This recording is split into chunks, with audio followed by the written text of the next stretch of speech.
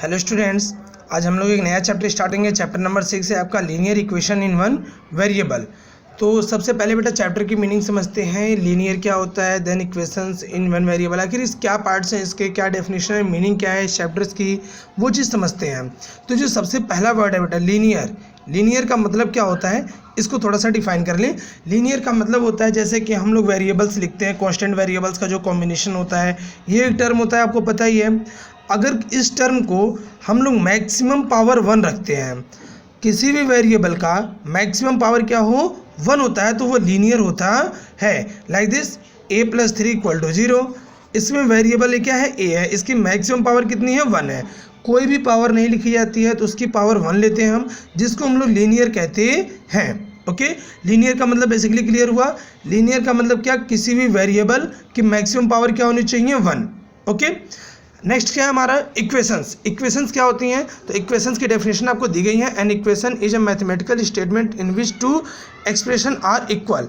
एक ऐसा expression, mathematical expression जो कि ये शो करें, दो साइडें शो करता है, और जो कि दो साइडें होती हैं जिसमें यानी लेफ्ट हैंड साइड होता है और राइट हैंड साइड, दो साइडें होती हैं, उसको हम लोग इक्वेशन कहते हैं। एक स्टेटमेंट शो करता है जो ये बताता है कि दोनों एक दूसरे के इक्वल हैं, यानी इक्वल का साइन बेसिकली हम इक्वेशन किसे कहेंगे, जिसमें इक्वल का साइन होता है और दो साइडें होती हैं। ये क्या होता है, किसमें, मैथमेटिकल स्टेटमेंट, यानी कि जिसमें नॉर्मल फॉर्म में हमारा कांस्टेंट वेरिएबल नहीं होता वो। अगर कांस्टेंट वेरिएबल इट मीन्स हम अलजेब्रा पढ़ रहे हैं, तो अलजेब्रा में हम क्या बोलेंगे, अलजेब्रा में क्या होता है, a combination of constant and variable which written in the form of two sides is called equations. बोल सकते हैं नॉर्मली हम क्या कहा हमने, कांस्टेंट और वेरिएबल का कॉम्बिनेशन के साथ अगर इसको हम अलजेब्रिक एक्सप्रेशन के फॉर्म में रिप्रेजेंट करते हैं और इसको दो साइडों के फॉर्म में लिखते हैं, यानी कि अगर हमने 2x+3 लिखा तो ये इक्वेशन नहीं होगा। दो साइडों के फॉर्म में अगर हमने लिखा, लेफ्ट हैंड साइड और राइट हैंड साइड, अगर हमने इक्वल टू में कुछ भी लिख दिया, 0 लिख दिया, 1 लिख दिया, 2 भी लिख दिए, तो उसको हम लोग क्या कहते हैं, इक्वेशंस कहते हैं। अब आगे चैप्टर के क्या था आपका, linear equation in one variable. Variable कितनी होनी चाहिए, 1 होने चाहिए। अगर मान लो हम ये लिखते हैं कि x + y = 2, दो साइडें हैं, पावर 1 है, बट यहाँ पे वेरिएबल कितने हो गए 2। It is not a linear equation in one variable. Linear है बट वेरिएबल कितने हैं 2। ये आपको आगे की क्लासों में मिलेगा, linear equation in 2 variable. But हमें क्या पढ़ना है भाई, लीनियर इक्वेशन इन 1 वेरिएबल।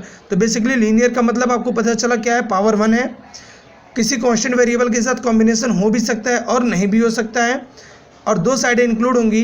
तो ये आपके चैप्टर का मीनिंग हुआ, यानी हमें उन इक्वेशंस के बारे में पढ़ना है जिसमें बेसिकली केवल एक वेरिएबल होंगे और पावर भी मैक्सिमम उनकी कितनी होगी, 1 होती है। ओके, तो ये है आपका linear equation in one variable. आगे बढ़ते हैं इसमें। तो इसमें दो साइडें होती हैं जैसा कि आपको बताया गया, लेफ्ट हैंड साइड और राइट हैंड साइड।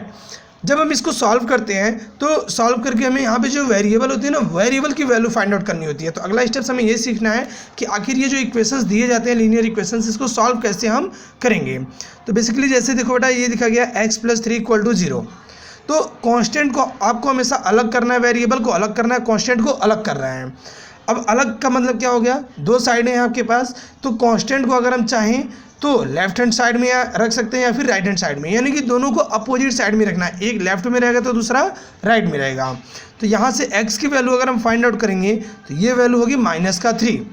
अब इसमें होता क्या है, शिफ्ट करते हैं हम, क्या करते हैं, शिफ्ट करना है, यानी एक तरफ से दूसरी तरफ अगर शिफ्ट करते हैं तो कुछ प्रोसेस चेंजिंग होती है साइन की। अगर प्लस साइन में है तो किस में चेंज होगा, माइनस में, माइनस है तो किस में चेंज होगा, प्लस में। अगर वैल्यू मल्टीप्लाई फॉर्म में है तो राइट हैंड साइड में जाकर के डिवाइड होगी, डिवाइड में है तो क्या होगी, मल्टीप्लाई होगी। बेसिकली जो डिवाइड और मल्टीप्लाई का कॉम्बिनेशन है, इसमें जैसे कि मान लो ये 3x = 2 लिखा गया है, यहाँ पे मल्टीप्लाई का साइन यूज नहीं किया गया है। जब आपको अलजेब्रा पढ़ाया जा रहा था, स्टार्टिंग किया गया था, तो आपको बताया गया था कि कांस्टेंट और वेरिएबल के बीच में अगर एक साथ लिखे गए हैं तो उनके बीच में मल्टीप्लाई का साइन होता है। ये हमेशा कंसिडर किया जाता है, इनके बीच में मल्टीप्लाई का साइन शो नहीं किया था, बट ये होता है। जिस तरह से अगर 2 लिखा जाता है, इसके पहले प्लस साइन होता है, यानी कि हमेशा वैल्यू पॉजिटिव होती है। उसी तरह से कांस्टेंट और वेरिएबल में हमेशा क्या होता है, यहाँ पे मल्टीप्लाई का साइन इंक्लूड होता है। तो जब हम इसकी वैल्यू को हम शिफ्ट करेंगे राइट हैंड साइड में, तो ये इस फॉर्म में आता है, यानी अपॉन में आता है, या फिर इसको हम इस तरह से भी लिख सकते हैं 2/3।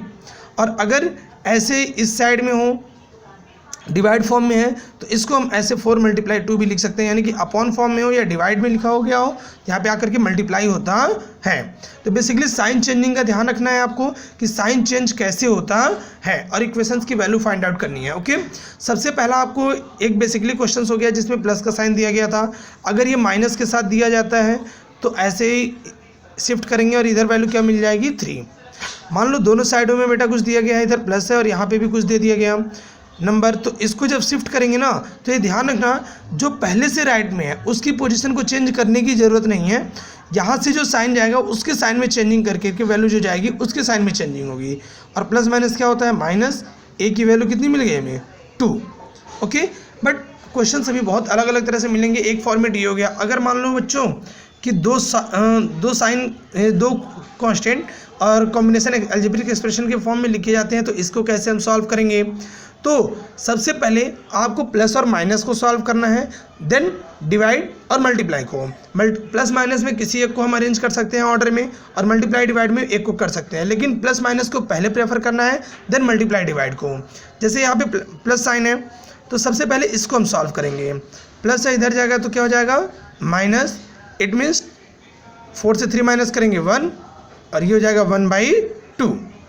ओके, अगर ये डिवाइड फॉर्म में होता, जैसे मान लो माइनस फॉर्म में होता तो 2, अगर ये इसी क्वेश्चन को हम चेंज करते हैं 2a - 3 = 6 हो तो कैसे करेंगे। अच्छा, यहाँ पे -6 भी लगाते हैं तो कैसे करेंगे, 2a = -6 प्लस का 3, क्योंकि ये शिफ्ट होकर के इधर आ रहा है।